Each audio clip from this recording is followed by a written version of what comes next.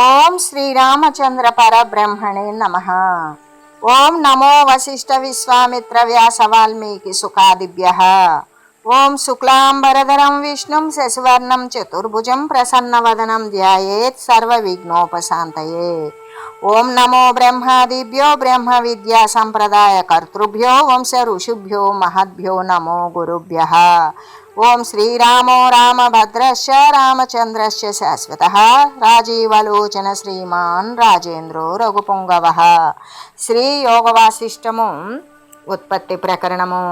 అప్పుడు శ్రీరామచంద్రుడు ఈ విధంగా అడుగుతూ ఉన్నాడు.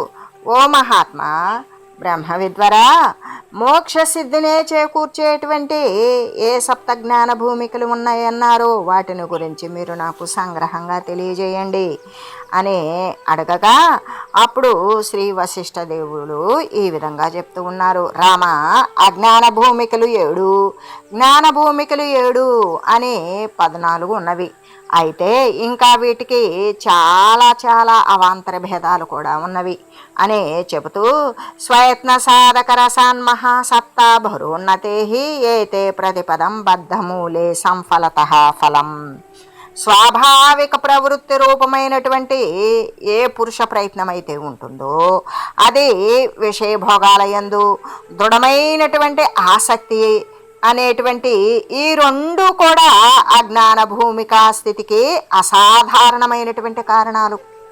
అయితే అధిష్టానమైనటువంటి బ్రహ్మసత్తకు అధీనమైనటువంటి ఆత్మ లాభప్రాప్తి రెంటికి కూడా సాధారణ హేతువే అవుతుంది. ఈ 2 హేతువుల చేతనే ఈ 2 రకాలైనటువంటి భూమికలను క్రమంగా, అంటే అజ్ఞాన జ్ఞాన భూమికలను క్రమంగా కూడా దృఢపడుచు వాటి ప్రకారంగా దృఢపడుతూ తమకు యోగ్యమైనటువంటి సంసార స్థితిని, దుఃఖాన్నో లేదా దుఃఖ విముక్తి రూపమైన నిరతిశయానంద ప్రాప్తి అనే ఫలాలను కలగజేస్తూ ఉన్నవి. అంటే అజ్ఞాన భూమికలు ఎంత కలగజేస్తూ ఉన్నది? యోగ్యమైనటువంటి సంసార స్థితి, దుఃఖాన్ని కలగజేస్తుంది. అదే జ్ఞాన భూమికలైతే దుఃఖ విముక్తి రూపమైనటువంటి నిరతిశయానంద ప్రాప్తి అనేటువంటి ఫలాన్ని కలగజేస్తూ ఉన్నవి. ఎట్లు అధోలోకాలు 7 ఉత్తరోత్తరంగా అధికంగా దుఃఖమయాలైనట్లుగానే ఊర్ధ్వలోకాలు 7 కూడా అధికమైన జ్ఞానమయాలతో, జ్ఞానంతో ఉన్నట్లుగానే ఈ 2 రకాలైనటువంటి భూమికలను గూర్చి కూడా తెలియము. ఏ విధంగా మనకి అధోలోకాలు 7, ఊర్ధ్వలోకాలు 7 అని చెప్పుకున్నాం. అధోలోకాలు అంటే అతల వితల సుతల తల రసాతల మహాతల పాతాల అని 7 లోకాలు. దీని అందేంటి అంటే సంసార స్థితి ఉంటుంది. అంతేకాదు దీని ద్వారా అధికమైనటువంటి దుఃఖాలతో కూడినటువంటి కొద్దిపాటి సుఖమిశ్రితమైనటువంటి దుఃఖాలతోనే నిండి ఉంటుంది అని చెబుతూ, మరి ఊర్ధ్వలోకాలు అంటే భూలోక, భువర్లోక, సువర్లోక, మహర్లోక, జనర్లోక, తపోలోక, సత్యలోకాలు. ఇవి ఊర్ధ్వలోకాలు. ఈ ఊర్ధ్వలోకాలు అనేటువంటివో ఏ విధంగా అంటే సత్వజ్ఞానంతో నిండిపోయి పూర్తిగా సుఖాలను, పారమార్థికమైన స్థితిని పెంపొందించేవే అయి ఉంటాయి ఈ ఊర్ధ్వలోకాలైనటువంటి 7. అలాగే ఈ 2 అజ్ఞాన భూమికలు, జ్ఞాన భూమికలు అనేటువంటి ఈ 2 రకాలైనటువంటి భూమికలను గురించి నేను నీకు తెలియజేస్తాను, విను. ఈ రెంటిల్లో కూడా మొదట అజ్ఞాన భూమికలను గురించి అయితే చెప్తాను. మనం 2 భూమికలను చెప్పుకున్నాం కదా, అజ్ఞాన భూమికలు, జ్ఞాన భూమికలు. మొట్టమొదట నేను నీకు అజ్ఞాన భూమికల యొక్క వివరణాన్ని తెలియజేస్తాను. ఆ తర్వాత నేను మళ్ళీ 7 రకాలైనటువంటి జ్ఞాన భూమికలను గురించి తెలియజేస్తాను అని చెబుతూ, స్వరూపావస్థితిర్ముక్తిస్తద్భ్రంశో హంత్వవేదనం ఏతత్ సంక్షేపతః ప్రోక్తం తత్వజ్ఞత్వజ్ఞత్వ లక్షణం. శుద్ధమైనటువంటి ఆత్మస్వరూపాన్ని మందు స్థితి పొందటమే ముక్తి లేదా జ్ఞానము. అటువంటి స్వస్వరూప స్థితి నుండి తొలగిపోయి బాహ్యమైనటువంటి విషయ ప్రవృత్తులు కలిగి దేహాదులందు అహంభావనను, ఇది నేను, ఇది నాది అనేటువంటి అహంభావనను పొంది ఉండడమే ఆ జ్ఞానము. ఇది పూర్తి దుఃఖానికే కారణమవుతుంది. జ్ఞానము, అజ్ఞానము ఈ భూమికల సంక్షిప్త లక్షణాలు ఇవే. వీటిని గురించే చెప్తూ ఉన్నాను. ఓ రామచంద్ర, స్వస్వరూపముకు ఆత్మయందు స్థితి కలిగి ఉండడమే ముక్తి. ఆ ఆత్మస్వరూపము నుండి జారిపోవడమే అహంకార అనుభవం. ఏ విధంగా ఎప్పుడైతే తన యొక్క స్వరూపాన్ని నుండి జారాడో కనబడేటువంటి వచ్చిపోయే స్థితి కలిగినటువంటి శరీరాలు నేను అనే అనుభవం పొందుతాడు. ఈ ప్రకారంగా జ్ఞాని యొక్క అజ్ఞాని యొక్క లక్షణాన్ని నేను నీకు సంక్షేపంగా తెలియజేస్తాను. ఈ జ్ఞాని అజ్ఞాని సంక్షిప్త లక్షణాలు ఈ విధంగా ఉంటాయి. రాగము ద్వేషము ఉదయించలేదనుకో, అప్పుడు సద్వస్తువైనటువంటి శుద్ధ జ్ఞాన స్వరూపము నుండి చెలించకుండా ఉండేటువంటి వాడు అజ్ఞాని అవుతాడు అనేది ఎప్పటికీ తటస్థించదు. వాడు రాగానికి లోబడలా ద్వేషానికి లోబడలా, ఇటువంటి వాడి మనసులో ఉత్పన్నమే కాల. ఏ సదా సర్వవ్యాపకమైన సద్వస్తువు ఏదైతే ఉంటుందో ఆ శుద్ధ జ్ఞాన స్వరూపము నుండి ఒకంత కూడా చెలించల. దాని యందు స్థిరపడేటువంటి వాడు ఏమాత్రము అజ్ఞాని కాడు అని చెబుతూ, అంతేకాదు స్వస్వరూపము నుండి మరలి విషయాల యందు మగ్నయొకటే అజ్ఞానము. ఇక్కడ అజ్ఞానము అంటే ఏంటి అంటే తన యొక్క స్థితి నుండి తను పరమాత్మ వస్తువే అయి ఉన్నప్పటికీ కూడా అక్కడి నుండి జారి ఈ దేహ వస్తువులు నేను అని ఈ అజ్ఞాన విషయాలలో పడి ఉండటమే అజ్ఞానం. విషయాదులు ఎందు పడి ఉండటమే అజ్ఞానం. దీనికి మించినటువంటి అజ్ఞానము ఏది కూడా ఇంకా ఎక్కడా ఉండి ఉండలేదు, మరి ఇంకెక్కడా ఉండబోదు కూడా అని చెబుతూ, చిత్తము మరి చిత్తం ఏం చేస్తుంది, ఒక పదార్థం నుండి మరి ఒక పదార్థానికి పోతూ ఉంటుంది, అది ఒక్క చోట నిలబడదు. అట్లాగే మధ్య ఉండేటువంటి స్థితి అనగా మననరహితమైనటువంటి ఏ శుద్ధ చైతన్యం యొక్క స్థితి ఏ స్వరూప స్థితి అనబడుతుంది. అయితే ఇక్కడ మనం చిన్నది ఒకటి గమనించవలే. ఏంటది? చిత్తము ఒక పదార్థం నుండి మరొక పదార్థానికి పోతుంది అన్నప్పుడు పదార్థానికి మధ్య కొంచెం ఖాళీ ఉంది. ఆ ఖాళీలో ఏమై ఉన్నది ఏది అంటే ఇటు ప్రపంచ సంబంధానికి పదార్థ సంబంధానికి అది పోవట్లేదు. అంటే పదార్థానికి మధ్య స్థితి ఉన్నది. ఒకవేళ అది గమనించకపోవచ్చు కానీ, తనను తాను ఏ స్థితిలో ఉన్నది అనేది గమనించకపోవచ్చు కానీ, అది అక్కడ అసలు మనస్సు అంటే ఎటువంటి సంకల్పము లేదు, మననరహితము, ఎటువంటి స్మరణ లేదు, స్ఫురణ లేదు, ఆలోచన లేదు, సంకల్పము లేదు. అక్కడ మననరహితమైనటువంటి అంటే పూర్వ విషయాన్ని మరిచిపోయి మరొక విషయాన్ని చింతించేదానికి మధ్యలో ఉన్నటువంటి స్థితి.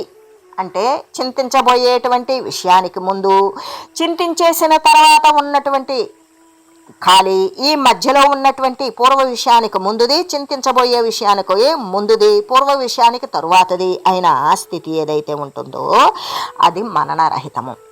అది చాలా సూక్ష్మంగా ఉండవచ్చు. దానిని ఒకంత సాధన ప్రయుక్తుడైనటువంటి వాడు మాత్రమే గమనించగలడు. అటువంటి విషయాన్ని ఆ మనన స్థితి అనేది, మననం అనేది ఉండదు అక్కడ, మనన రహితం. అక్కడ ఒక విషయం నుండి ఇంకొక విషయానికి పోయేటువంటి మధ్యస్థితి ఏదైతే ఉంటుందో అది శుద్ధ చైతన్యం యొక్క స్థితి. దానినే స్వరూప స్థితి అంటారు. అంటే ఎటువంటి మననము ఎటువంటి సంకల్పము లేకుండా ఉంటుందో అదే స్వరూప స్థితి అని చెబుతూ, సంశాంత సర్వ సంకల్పాయ శీలాంతారివ స్థితి నిరస్తమననాయాసౌ స్వరూపా స్థితి రుచ్యతే. అహం తాంసే క్షతే శాంతే భేదే నిస్పందతాం గతే అజడాయ ప్రకచతి తత్స్వరూపమితి స్థితం. ఏ విధంగా అంటే సర్వ సంకల్ప వర్జితము అంటే సర్వ సంకల్పాలను వదిలివేసినది. నిద్ర జడత్వరహితము అంటే ఇక అక్కడ మత్తు కానీ లేదా అజ్ఞాన స్థితి కానీ కదలని స్థితి కానీ ఏమీ లేనటువంటిది. శిలలలాగానే అచంచలమైనటువంటి చైతన్య స్థితియే. శిలలు రాళ్ళు కదులుతాయా? కదలవు. అట్లాగే అచంచలమైనటువంటి ఉండేటువంటి స్థితి ఏదైతే ఉంటుందో, శిలలు పర్వతాళ్ళు గుట్టలు ఇవి కదలకుండా ఎలా ఉంటాయో అటువంటి కదలనటువంటి స్థితిలో ఉండేదే స్వరూప స్థితి అని చెప్పబడుతుంది. అంతేకాదు దేహాదుల యందల అహంభావము నశించిపోతే ఇక భేద జ్ఞానం ఏదైతే ఉంటుందో, నాది నేను నీది నీవు అనేటువంటి భేద జ్ఞానం ఏదైతే ఉంటుందో అదంతా సమసిపోతుంది. ఎప్పుడు నేను అనే భావము లేదో మిగతా దానికి సంబంధం ఉండదు. ఇక్కడ నేను అనే దానితో నేను నాది అన్నప్పుడు, నీది నీవన్నప్పుడు ఇదంతా కూడా అని వాడు వర్ణించుకోవడానికి వెళ్ళినప్పుడు అదంతా పదార్థ సంహిత అయి ఉంటాడు. కానీ ఇక్కడ దేహాదులు ఎందల అహంభావము గనక నేను అనేటువంటిది నశించిపోతే, అంటే ఈ దేహము నేను అనే భావన నశించిపోతే ఇక అక్కడ భేద జ్ఞానము అనేది ఉండనే ఉండదు. అది సమసిపోయినప్పుడు ఇక చైతన్య రూపమున ప్రకాశించేటువంటిది ఆత్మస్వరూపము. ఆ స్వరూపాన్నే ఆత్మస్వరూపము అని చెప్తాం. అంతేకాకుండా సమస్త సంకల్పాలు కూడా పూర్ణంగా శమించిపోయినవి. జడత్వము, నిద్ర అనేటువంటిది అంటే అజ్ఞాన స్థితి అనేది రహితమైనది. అప్పుడు శిలయందులాగా నిశ్చలమై ఉంటాం. శిల ఏ విధంగా ఉంటుంది? కదలకుండా ఉంటుంది. ఒక బండరాయి, ఒక పర్వతం ఏమవుతుంది? కదలకుండా నిశ్చలంగా ఉన్నట్లుగానే చిద్ఘనమైన ఉన్నటువంటి స్థితి ఏదైతే ఉన్నదో అదే స్వరూప స్థితి అనబడుతుంది. లోన అహంకారము, బాహ్యమున భేదము అనేది క్షయించిపోతే ఇక్కడ నేను అనేటువంటి అహంకారము, ఇది నాది అనేటువంటి భేదము అనే ఇటువంటిది కనుక ఎవరికైతే క్షయించిపోతుందో ఇకప్పుడు అది స్వప్రకాశమైనటువంటి ఏ చైతన్యము జీవుని యందు వికసిస్తుందో అదే స్వస్వరూపమై ఉన్నది అని చెబుతూ, ఓ రామ, సాక్షి చైతన్యమందు అనాది కాలం నుండి కూడా అధ్యస్తమైన అజ్ఞానం యొక్క వివిధ రకాలైనటువంటి భూమికలను గురించి నేను నీకు తెలియజేస్తాను. నువ్వు వాటిని శ్రద్ధగా విను. ఇక్కడ ఏదైతే ఉన్నదో అజ్ఞానం యొక్క వివిధ రకాల భూమికలు అంటే అజ్ఞాన భూమికలు. ఆ భూమికలు ఇది ఎక్కడున్నది? సాక్షి చైతన్యమునందే ఉన్నది. ఎప్పటి నుండి? అనాది కాలము నుండి ఉన్నది. అది అయితే అధ్యస్తము, ఆరోపించబడినటువంటిది. అక్కడ ఉన్నదా? లేదు. ఆరోపించబడినటువంటి అజ్ఞానం యొక్క వివిధ భూమికలను గురించి నేను నీకు తెలియజేస్తాను, విను. మొదటిది బీజ జాగ్రత్త, రెండోది జాగ్రత్త, మూడోది మహాజాగ్రత్త, నాలుగోది జాగ్రత్త స్వప్నము, ఐదోది స్వప్నము, ఆరోది స్వప్న జాగ్రత్త, ఏడోది సుషుప్తి. ఈ 7 కూడా అజ్ఞాన భూమికలే అవుతాయి. ఎలాగంటే ఇవి ఒకదానితో ఒకటి పరస్పరం కూడా మిళితమై ఈ 7 కూడా అనేక విధాలు అవుతూ ఉంటాయి. కాబట్టి రామా, ఇక నీవు వీటి యొక్క లక్షణాలను గురించి విను. సృష్టి ప్రారంభంలో అంటే ఇక్కడ సృష్టి అన్నప్పుడు వీనికి ఎప్పుడు మెలకువ కలుగుతుందో అప్పుడే అది జాగ్రత్త. అంటే మెలకువ అన్నప్పుడేంటి? వాడు సంకల్పించిందే మెలకువ. కాబట్టి ఆ జాగ్రత్తావస్థ ప్రారంభమునందు మాయతో నిండినటువంటి ఏ చేతన వస్తువు నుండి కలిగినటువంటి ప్రాణము, ప్రాణాన్ని ధారణ చేసినటువంటి క్రియలు, మున్ముందుగా చిత్తము, జీవుడు ఇటువంటి మొదలైనటువంటి సంజ్ఞల చేత గుర్తుల చేత పేర్కొనబడేది ఏదైతే ఉంటుందో అదే జాగ్రత్తావస్థకు బీజభూతము అయ్యే ప్రథమ చైతన్యమైనటువంటిది. ఆ చైతన్యమే బీజ జాగ్రత్త అని చెప్పబడుతుంది. అంటే ఇక్కడ బీజ జాగ్రత్త అంటే ఏంటి? కేవలము చిదాభాస స్వరూపమే, ఇంకంతకు మించినది మరొకటి కాదు అని చెప్తూ, అంటే జాగ్రత్తావస్థ యొక్క అంటే సుషుప్తి అంటే గాఢ నిద్ర యొక్క చివరి భాగం.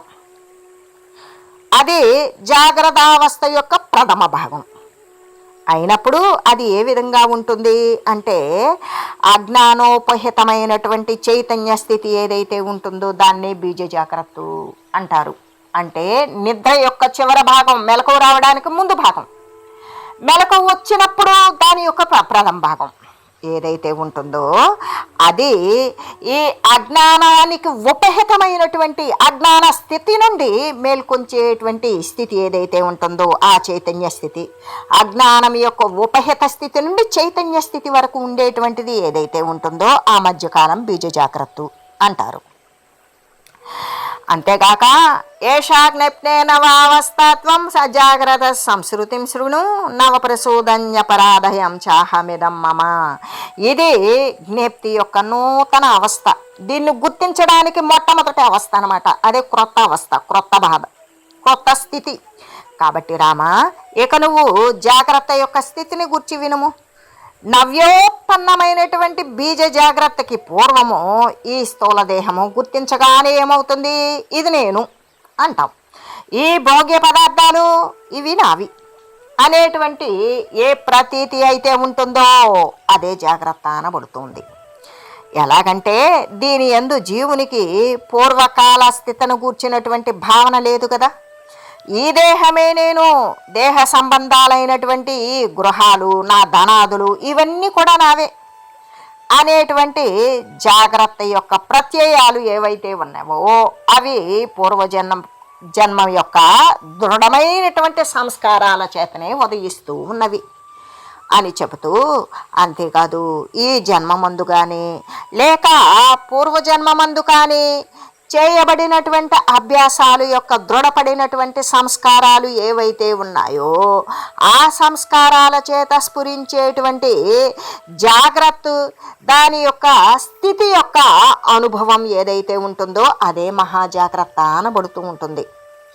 అంటే దీనిని అభ్యాసాభావము చేత దానిని అభ్యసిస్తూ కొన్నాము అనేటువంటి భావన అనేటువంటిది లేని కారణం చేత, అదృఢాభ్యాసము చేత లేదా అభ్యాసము అనేటువంటిది దృఢముగా లేని కారణము చేత, అంటే మనం గతంలో ఏమని చెప్పుకున్నాం, హరిశ్చంద్రుని వారసుడు అయినటువంటి లవణుడు 60 సంవత్సరాలు అనేక చండాలత్వాన్ని స్వీకరించి అనేక ఇబ్బందులు పడ్డాడు అనేటువంటి విషయాన్నే కదా మనం చెప్పుకున్నాం. ఎందుకు అంటే అదృఢమైనటువంటి అభ్యాసమునందు ఈ లవణ మహారాజు పూర్ణంగా అంటే నిండుగా తన్మయుడై ఉన్నప్పుడు మాత్రమే అటువంటి స్థితిని పొంది ఉన్నాడు అని చెబుతూ, దానినే ఏమన్నాం, జాగ్రత్త స్థితి యందు ఉన్నటువంటి ఏ మనోరాజ్యం ఉంటుందో దాన్నే జాగ్రత్త స్వప్నము అనబడుతూ ఉంటుంది. ఇది ద్విచంద్ర దర్శనములాగానే, అంటే 2 చంద్రులను చూసేవాడు అబద్ధమా కాదు, వాడు చూస్తున్నాడు. మరి సత్యానికి వాడు 2 చంద్రులనే చూస్తున్నాడు, కానీ వాడిది అసత్యం కాదు, వాడికి అదే కనబడుతోంది. కానీ అక్కడ ఉన్న సత్యం ఏంటి, వీడికి 2 కనపడినాయి, 20 కనపడినాయి. అక్కడ ఉన్న సత్యం ఏంటి, 1 చంద్రుడే ఉంటాడు. కానీ ఇక్కడ లోపం 2 చుట్టానికి లోపం ఏంటి, ఇది వీడి నేత్రం యొక్క రోగం లేదా వీని యొక్క దృష్టి దోషం. అలాగే మరి సుక్తికారజ తత్వము అంటే ఆల్చిప్ప ఉంటుంది, ఎండలో ఎలా మెరుస్తుంది, దూరం నుండి చూస్తే దగ్గరికి వెళ్ళి దాన్ని పట్టుకునేటంత వరకు అది ఆల్చిప్ప అనిపించదు, వెండి వస్తువు మెరుస్తుందా అన్నట్లుంది ఉంటుంది సూర్యుని యొక్క కిరణం ప్రభావం చేత. అట్లాగే అంతేకాదు మృగతృష్ణాదులు అంటే ఎండమావులలో నీళ్లుండవు, లేకపోయినా కూడా నీళ్లు కనబడతాయి. అలాగే ఇక్కడ ఏ విధంగా అంటే ఈ మృగతృష్ణాదులు ఈ జాగ్రత్త స్వప్నం యొక్క భూమి యొక్క భేదాలు. జాగ్రత్త స్వప్నం ఉండేటువంటి ఏ అజ్ఞాన భూమికలైతే ఉన్నాయో వాటిల్లో ఉండేటువంటి వ్యత్యాసాలు. ఈ స్వప్నమందు పలు విధాలుగా ఉన్నప్పటికీ కూడా అభ్యాసము చేత ఈ స్థితి క్రమంగా జాగ్రత్త దశను పొందుతుంది. కాబట్టి అది జాగ్రత్త స్వప్నము అనబడినటువంటి నిద్రా మధ్యము కానీ, అంటే నిద్రించేటువంటి మధ్య సమయంలో కానీ, లేదా నిద్రించేసిన తర్వాత నిద్ర ఇంకా అయిపోతుంది అన్నప్పుడు కానీ, లేదా నిద్ర యందు కానీ అనుభవించినటువంటి పదార్థాలను గురించినటువంటి నేను దానిని స్వల్పకాలము మాత్రము గాంచితిని అని ఎప్పుడు అనిపిస్తుంది, నిద్రానంతరం అనిపిస్తుంది. కానీ అది మహాజాగ్రత్త స్థితి యందు ఉన్నటువంటి అజ్ఞాని యొక్క స్థూల శరీరం అందల కంఠభాగమునందే అది ఉంటుంది.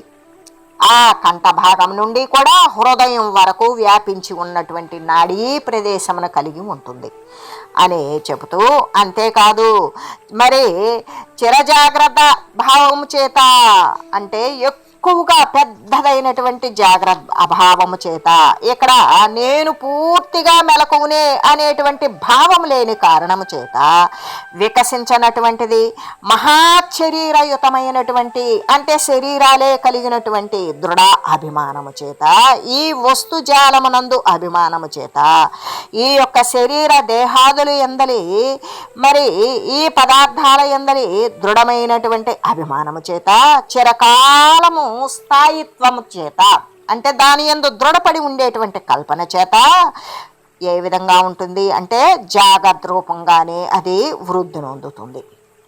ఇది జాగ్రత్త రూపంగా ఎందుకు వృద్ధి చెందుతుంది అంటే మనకి ఇంకొక విషయం చెప్పారు. ఏంటది? హరిశ్చంద్రుడికి విపరీతమైనటువంటి విషాద సమయంలో ఒక్క క్షణం కూడా యుగమ గడిచినట్లుగానే, ఒక్క రాత్రి హరిశ్చంద్రుడికి 12 వత్సరాలతో సమానమైనంత భారంగా గడిచినప్పుడు అది దీర్ఘమానమైనట్లుగానే ఇటువంటిది ఎట్లా అంటే ఈ జాగ్రత్త రూపంగా వృద్ధి చెందేటువంటిది మహాజాగ్రత్త స్థితిని పొందినటువంటిది అయినా ఈ స్వప్న జాగ్రత్త అని చెప్పబడుతుంది. అయితే ఇది దేహము నశించిపోయినప్పటికీ కూడా నశించకుండానే ఉంటుంది. నశించిపోకపోయినా అది అట్లాగే కలిగి ఉంటుంది. అందుకే మనం ముందు చెప్పుకున్నటువంటి 6వ అవస్థని పొందినటువంటి జీవుని యొక్క జడత్వ స్థితి రాబోయేటువంటి భవిష్యత్ కాలంలో దుఃఖాన్ని కలుగజేసేటువంటి వాసనల చేత నిండిపోయి ఉంటుంది.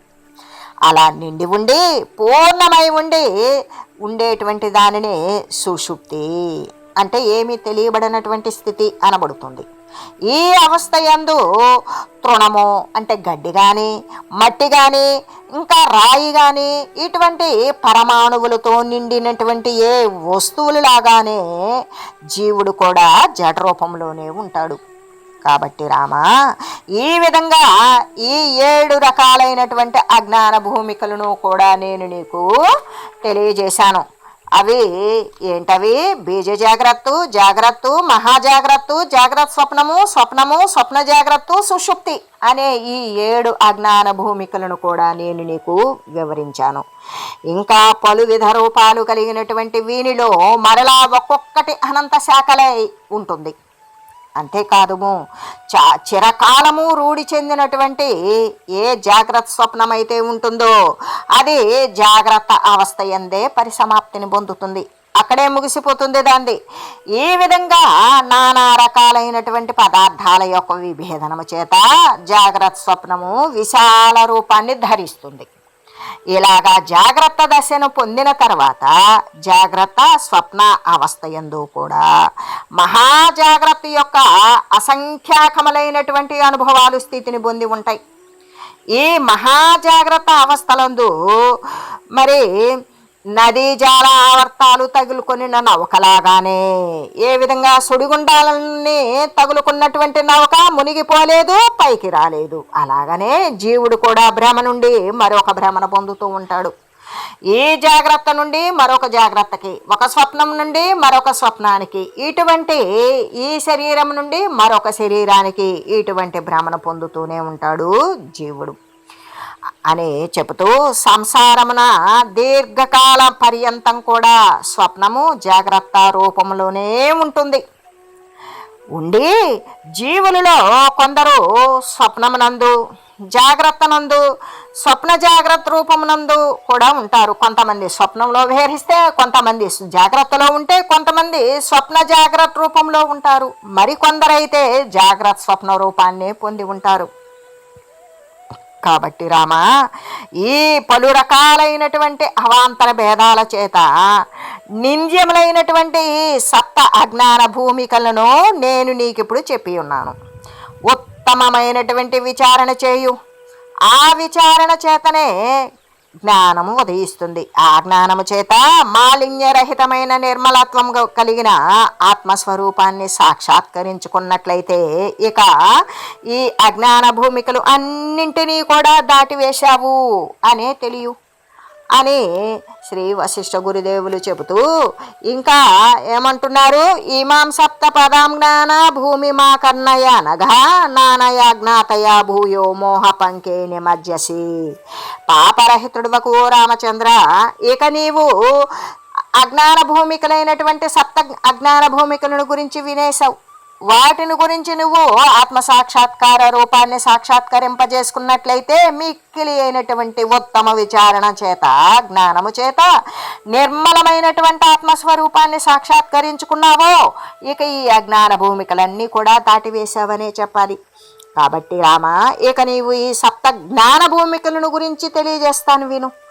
వీణ్ణి గనక నీవు తెలుసుకున్నావో మరలా నీవు అటువంటి అజ్ఞానము అనే పంకాన్ని పడవు, ఆ బురదలో నువ్వు ఎప్పటికీ పడవు, అజ్ఞానంలో నువ్వు కూరుకుపోవు అని చెబుతూ భిన్న భిన్నమైనటువంటి మతవాదులు ఈ జ్ఞాన భూమికలకు పలు రకాలుగా వర్ణిస్తూ ఉంటారు.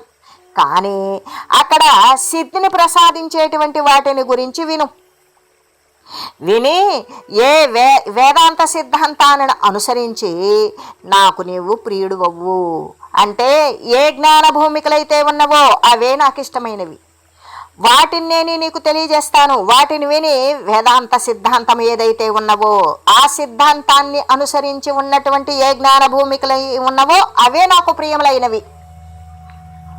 అఖండమైనటువంటి స్వాత్మాకార వృత్తి యందు ఆరూఢమైనటువంటి బ్రహ్మము అజ్ఞానము నశించిపోవడం చేత ఈ సప్త జ్ఞాన భూమికలే జ్ఞానాన్ని, వానికి ఇతరమైనటువంటి ముక్తి జ్ఞేయాన్ని కూడా అయి ఉంటాయి.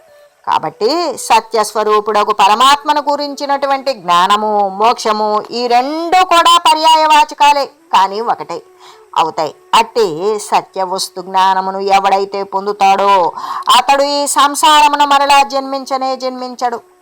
జ్ఞానభూమి శుభేచ్ఛాఖ్యా ప్రథమా సముదాహృత విచారణ ద్వితీయాతో తృతీయా తను మానస సత్వాపత్తి చతుర్థి సత్వతో సంసక్తి నామిక పదార్థ భావని షష్ఠి సప్తమే తుర్యగా స్మృత. ఆత్మజ్ఞానం యొక్క ప్రథమ భూమికేంటి? శుభేచ్ఛ అనబడుతోంది. రెండవది విచారణ, మూడవది తనుమానస, నాలుగవది సత్వాపత్తి, ఐదవది అసంశక్తి, ఆరవది పదార్థాభావని, ఏడవది తుర్యగా అని చెబుతూ ఆస్యామంతే స్థితాముక్తి తస్యాం భూయో న శోచ్యతే ఏతాసాం భూమికానాం త్వమిదం నిర్వచనం శృణు. ఈ సప్త భూమికల అంతమున ముక్తి స్థితమై ఉన్నది. దానిని గనక నీవు పొందావనుకో ఇక నీ జీవుడు దుఃఖాన్ని ఎప్పటికీ పొందనేరుడు. ఓ రామా, ఇక నీవు ఈ భూమికల యొక్క లక్షణాలను విను. స్థితః కిం మూఢా ఏవాస్మి ప్రేక్షేహం శాస్త్ర సజ్జనైః వైరాగ్యపూర్వమిచ్చేతి శుభేచ్చేత్యుచ్యతే బుధైః. ఇంకా కూడా ఈ మూడునిలాగానే ఉండాలా? ఎందుకు మూడునిలాగానే ఉండాలి? శాస్త్రాలను నేను కూడా పరికిస్తాను, సజ్జనులకు మహాత్ములను నేను దర్శిస్తాను, వారి సేవను చేస్తాను అనే ఇట్టి వైరాగ్యపూర్వకమైనటువంటి సత్య సంకల్పం ఏదైతే ఉంటుందో అదే శుభేచ్ఛ అని విఘ్నులు పలుకుతారు. లోన అహంభావము బాహ్యమున భేదము క్షయించిపోగా స్వప్రకాశమైనటువంటి ఏ చైతన్యమైతే జీవుని యందు వికసిస్తుందో అది స్వస్వరూపమై ఉన్నది. ఈ జ్ఞాన భూమికలలో మొదటిది శుభేచ్ఛ అని చెప్పబడుతుంది, రెండవది విచారణ, మూడవది తనుమానస, నాలుగవది సత్వాపత్తి, ఐదవది అసంశక్తి, ఆరవది పదార్థాభావని, ఏడవది తుర్యగా. ఈ ప్రకారంగా 7 భూమికలు కూడా చెప్పబడుతూ ఉన్నవి. ఈ సప్త భూమికల అంతమున ఈ జ్ఞాన సప్తభూమికల యొక్క చివరలో ఏమి స్థితమై ఉన్నది? ముక్తే స్థిరపడి ఉన్నది. దానిని గనక పొందినట్లయితే ఇక జీవుడు ఎప్పటికీ కూడా దుఃఖాన్ని పొందడు. కాబట్టి ఓ రామచంద్ర, ఇక నీవు ఈ 7 భూమికల యొక్క లక్షణాలను గురించి కూడా శ్రద్ధగా వినుము అనే చెబుతూ, అంతేకాదు నేనెందుకు 3 పడి ఉన్నాను? ఈ శాస్త్రములందు సజ్జనులకు గురువులు మహాత్ములను నేనెందుకు సందర్శించకూడదు? నేను వారిని తప్పక సందర్శించేదను అనే ఈ ప్రకారమైనటువంటి వైరాగ్యపూర్వకమైనటువంటి కోరిక ఎప్పుడైతే ఉంటుందో నేను మూఢత్వాన్ని వదిలేయాలి, నేను జ్ఞానాన్ని సముపార్జించుకోవాలి, నేను శాస్త్రాలను పరిశోధించాలి, సాధు మహనీయుల యొక్క సేవను చేయాలి, మహాత్ములను సందర్శించాలి, వారి వైరాగ్యమైనటువంటి ప్రవచనాలను నేను అనుసరించాలి అనే ఈ ప్రకారమైనటువంటి వైరాగ్యపూర్వకమైన కోరికనే శుభేచ్ఛ అని విఘ్నులు పేర్కొంటారు అని శ్రీ వశిష్ఠ గురుదేవులు తెలియజేస్తూ, ఓం మంగళం శ్రీ గురుదేవాయ మహనీయ గుణాత్మనే సర్వలోక శరణ్యాయ సాధురూపాయ మంగళం. ఓం మంగళం కోసలేంద్రాయ రామాయ రామభద్రాయ చక్రవర్తి తనూజాయ సార్వభౌమాయ జానకీ వల్లభాయ శ్రీరామచంద్రాయ మంగళం. ఓం తత్సత్.